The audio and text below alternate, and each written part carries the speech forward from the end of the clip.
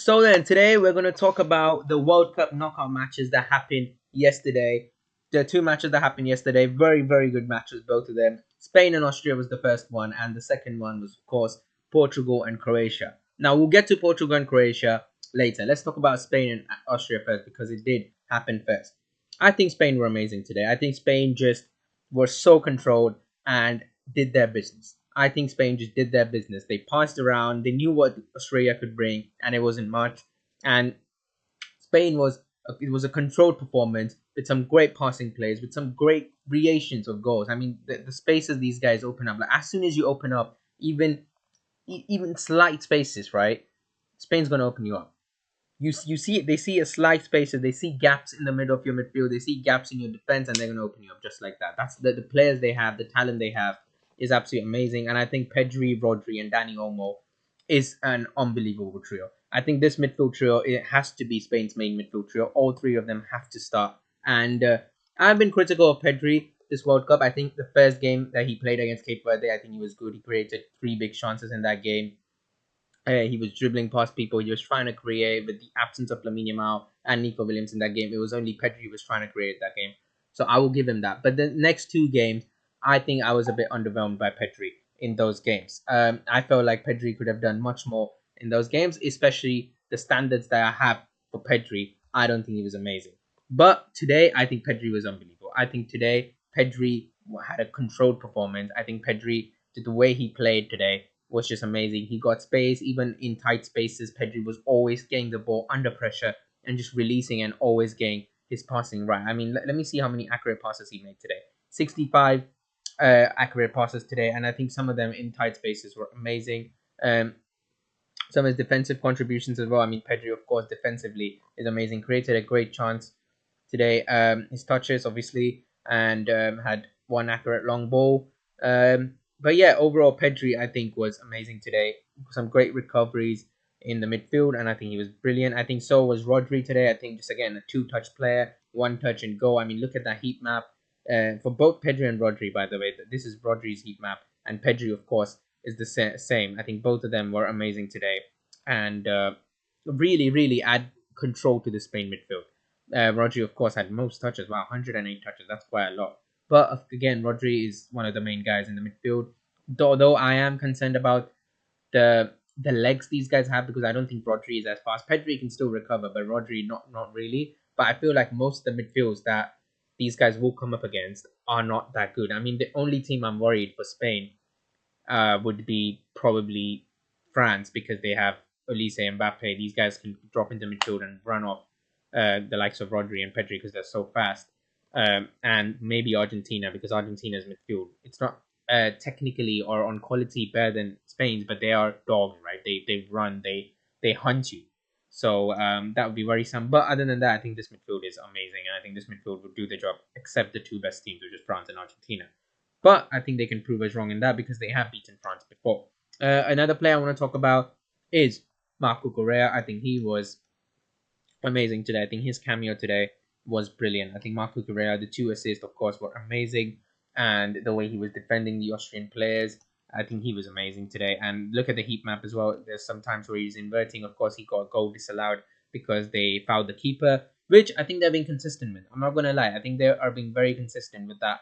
If you foul the keeper, it's a foul. No matter what the commentators say, no matter what the fans say, the players say, they are consistent. If you foul the keeper, if you touch the keeper, it is a foul.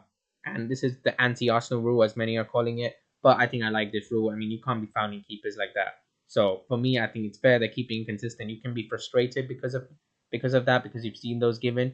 But at the end of the day, fouling a keeper, they're being consistent with giving that as no goal.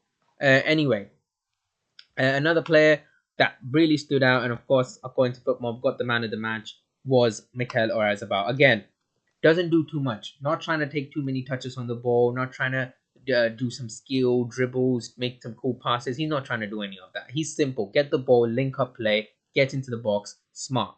Be smart. Oyarzabal smart. He's not fast. He's not skillful. He's not one of the greatest finishers this world has ever seen. But he's consistent because he's smart. He knows where to be, when to be there. He knows when to be the sacrifice. He knows when to pull out, drag defenders with him so others can step in and score. The likes of Olmo, the likes of Pedro Porro, who got his goal today, which we'll get to. So I think Oyarzabal was amazing. Both the goals, his both goals were amazing. The second goal, of course, the Cucurella assist.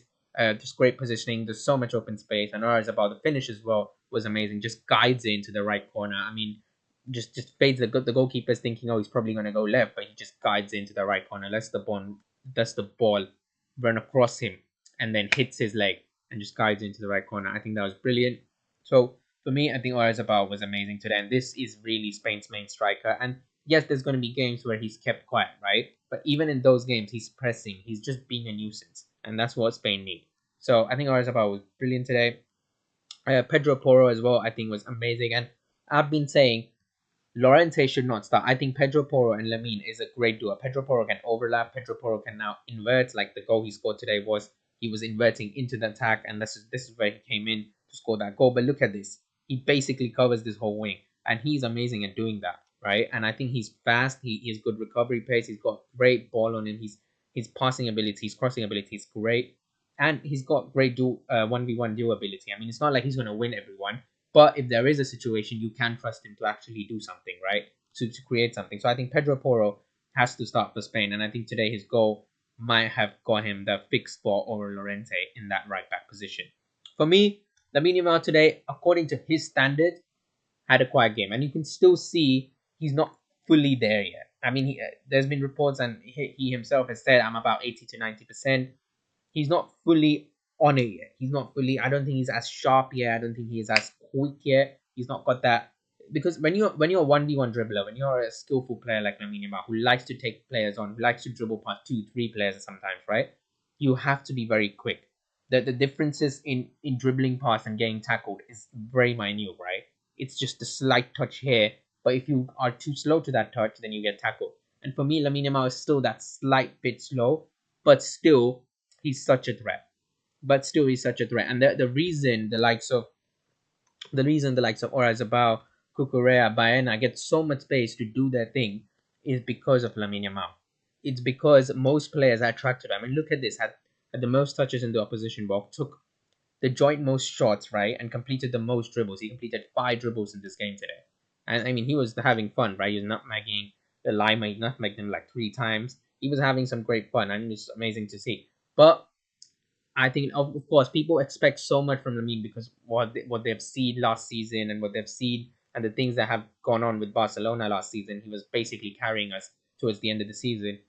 They expect a bit more, which I understand, but he's still getting to that fitness. And the next game, the Portugal game, is a very important game, right? And Lamine Yamal has to step up, and I think he will step up because that's what he does.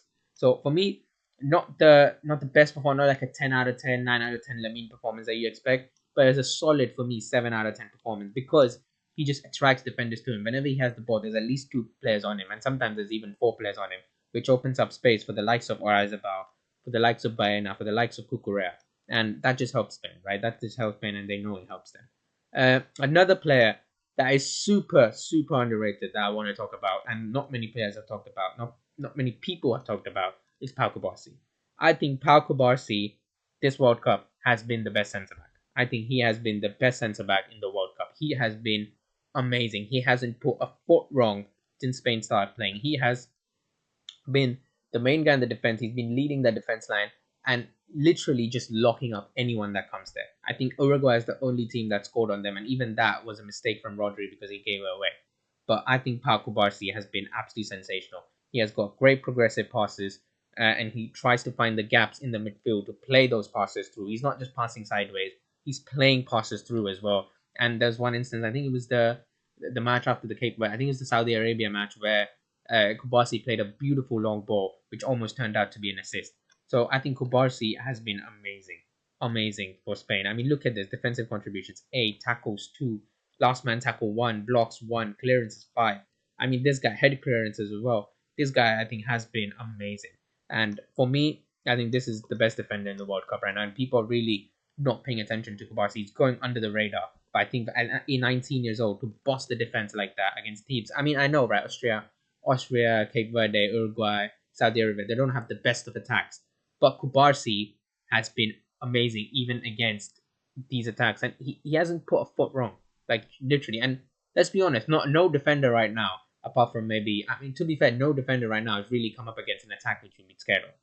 Like that happens in the latter stages. But I think Kubasi is going to do amazing, and I think he's one of their main players, and I think he has to stay fit and really really play good. I mean, look at this. I just saw a stat here about the final third. Look at this: passes into the final third, 7 passes into the final third. That is amazing for a defender. The amount of progressive passes he's playing, and I think he's been amazing. So for me, Kubasi is definitely a contender for probably the centre back when the World Cup team of the tournament comes in, especially if Spain go further into the competition. So for me, not a vintage Spain performance like we saw in the Euros. It's not Spain that is as quick or as fast as in the Euros, but that is fair because they're still missing the likes of Nico Williams, who's still injured, and Lamine Yamal, he's still not at full fitness. I don't think Nico Williams is gonna get fully fit in this World Cup, so they're gonna have to basically rely on Bayern, and Nico Williams is gonna come off the bench. But I think Spain has done amazing, and I think Spain is slowly growing into this tournament and really taking control of games. And I think this is what they do, right? They take control of the games. They just pass around so much, and at some point you're going to open up, you're going to lose concentration, and they're going to pounce and score a goal. So that is Spain's play. Of course, Lamine Yamal has to do better now, and he will. I think apart from the goal and assist, I think he's been good. But of course, people expect the goal and assist, and I think he will get the goal and assist against Portugal. But that's me for Spain, and now Austria for me. I think they're just underwhelming. I think they lost to Argentina. I mean, it was a messy performance, but I think Austria is still a decent team, right? But I feel like they committed too much towards Spain. I mean, committed too much against Spain today. I think they didn't realize Spain had so much quality, committed too much, and Spain just opened them up easily. So for me, but a great performance for me and a convincing win, especially against Austria. And there's not many teams here that have had convincing win. I mean, Brazil got a last minute goal against Japan. Norway as well, again, last minute goal with Haaland. Mexico was convincing. England again, last minute goal. They're down almost the whole game, and then they came back. Even Portugal today, which we'll get to. Netherlands as well. Netherlands and Morocco, both very good teams, but again, not the most convincing performances from Netherlands and Morocco. I think they were good, but again, they missed a lot of chances. So for me, I think this is a good result for Spain, right? They've done well. Now going to the next game, let's get to Portugal versus Croatia, the big game, right? The game that was headlined everywhere, the game that was the game that everyone was looking forward to. It was the last dance of Cristiano Ronaldo and Luka Modric. So how did this game turn out? I think in the first half, Portugal had most of the ball.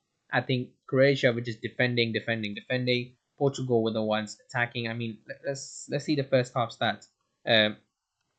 For these guys. I think Portugal were just amazing in the first half, trying to attack. But again, towards the end, if you go here, first half, look at it, 68% possession, total shots, 9 total shots in the first half, 1 shot on target, opposition box, 9 touches in the opposition box, 2 big chances created.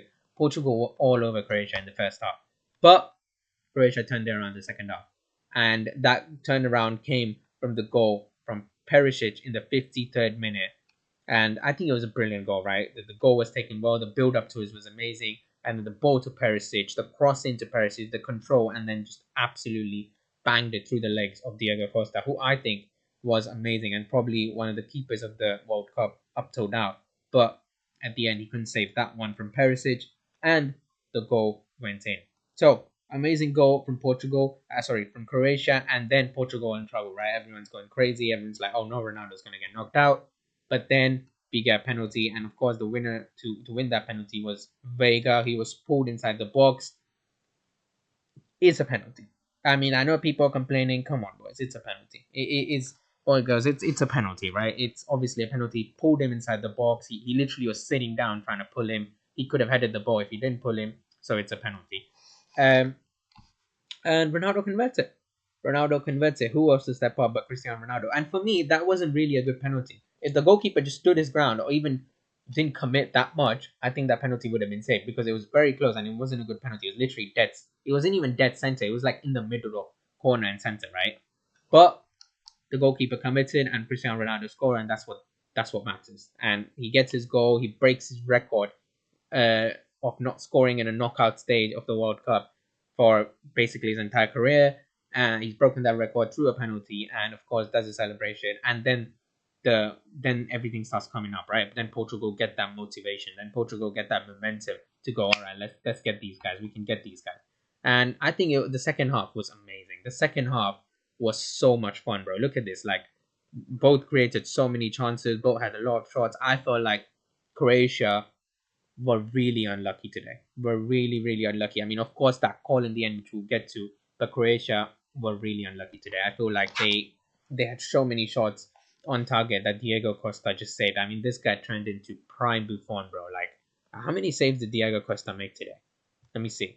Let's see.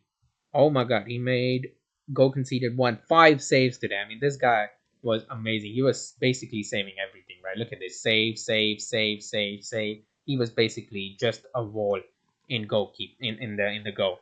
And for me, this is the man of the match. I mean, of course, the man of the match went to Cristiano Ronaldo, but for me, Diego Costa was unbelievable today. I think Rafael Leao really, really stepped up for Portugal today. I think he was amazing today. And for me, Vitinha, he's just underwhelming. I don't know. It's something about Vitinha. He got subbed off again in the Colombia game. I think he got subbed off in the first game against the Congo today as well. Subbed off in the 62nd minute. And as soon as he gets subbed off, the Portugal look more attacking. They look to go forward more. And I feel like the reason for that is because Vitinha, he just doesn't pass forward. He just, I mean, I know he has a lot of passes, right? But most of these passes are just sideways or behind. Vitinha is not willing to take risks to take Portugal forward. And I think that really, I mean, look at this. Passes, where are the progressive passes that we can see? Accurate wrong balls, 1 of 3, dispossessed 0. But this guy is just, there. I feel like a lot of times that I saw, I think I saw a stat where he's only made 2 progressive passes the entire game. And I feel like that in itself just shows you that this guy's just not willing to pass. I mean, when you have expected assists of 0.03, that means you basically made 0 passes into into their box, or passes that actually mean to endanger the game. So for me, I think he's just not someone who's taking that risk, and I feel like they need to change it up a bit in terms of probably bring someone else in, or probably coach Routinho to do that, to make those passes, because there's a lot of times I see Bruno Fernandes open in that final third, and Vitinha is just not finding him. Vitinha is just not finding him. He either looks to the left, goes to Nuno Mendes, goes back to João Neves or Ruben Diaz. I feel like Vitinha has to do better. João Neves, I think, was good. Again, just a dog in midfield, runs around. I think it was brilliant today. Bruno Fernandes expected more, but again, his service from Vitinha, the duo is not clicking. I think Nuno Mendes was amazing today. Some of the defensive contributions, he was amazing. The attacking contributions as well, he was amazing. He had a moment where he could have almost scored a goal. I think he was good. Always a threat. And João Cancelo as well, the crossing that he made in the first half that Ronaldo, I mean, he was inches away. If Ronaldo got even an inch on that, he would have scored that, and the cross was amazing. I think Cancelo is also a big threat from the right back position. So overall, a decent game. Cristiano Ronaldo does his job, gets substituted, and then Gonzalo Ramos comes on. And then who else to cross that in but Rafael Leao? I think Rafael Leao today was amazing. This guy was going at his defender again and again and again. He was relentless, and he made a huge, very difficult job for Stanisic, really. And even Sitalo, Vlasic was coming in to defend him. I mean, Leao, I think today was amazing. And of course, he got his assist for the Gonzalo Ramos goal, which was brilliant. So, Luka Modric today, I think was good, and I think Luka Modric really was running Vitinha right today. I think Luka Modric was better than Vitinha, although ratings say otherwise. But I think Luka Modric was better than Vitinha today. But in the end, Croatia don't win this game, and the last minute goal gets disallowed. Now, here's my take on that, right? If number 20 touches it, then of course it's not a goal. But I don't know if number 20 touches it. But it seems they have some technology inside the ball that gives them ultra edge sounds, and which basically showed them that there was a sound when the ball went past him, which basically means he touched it. Now, we don't know for sure if he touched it because there's no movement in the ball, there's nothing in the ball, so it's probably not a touch, or probably it is a touch.